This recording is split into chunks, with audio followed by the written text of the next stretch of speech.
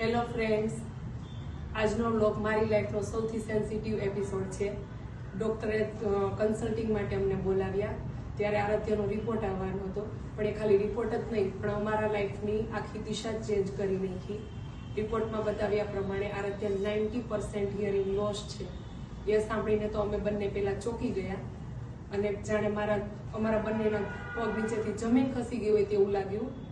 અને મને તો એટલું દુઃખ થયું કે મારી ઇમ્યુનિટી બિલકુલ ડાઉન થઈ ગઈ અને હું ત્યાં જ ઢળી પડી.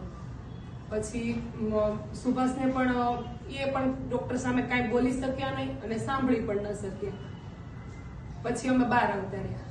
બહાર આવી અને મેં આરાધ્યાને તેડેલી હતી તો એણે સુભાષ એની પાસે લઈ લીધી અને એ પણ રડવા લાગ્યા. પછી અમે બાઇકમાં જ્યારે આવતા હતા ત્યારે એટલા દુઃખમાં હતા કે સુભાષ વ્યવસ્થિત બાઇક પણ નહોતા ચલાવી શકતા અને હું પણ પાછળ રડતી હતી. અને અમે જ્યારે રોડ પર આવી રહ્યા હતા તો બધા લોકો અમને જ જોતા હતા. અને સ્ટેશનથી ઘર સુધીનો રૂટ અમને એટલો લાંબો લાગ્યો કે અમને એવું લાગ્યું કે અમારું ઘર જ નથી આવતું એમ. એટલે હવે આગળનો વિડીયો જોવા માટે તમે અમારી ચેનલને લાઈક કરો, સબસ્ક્રાઈબ કરો અને શેર કરો.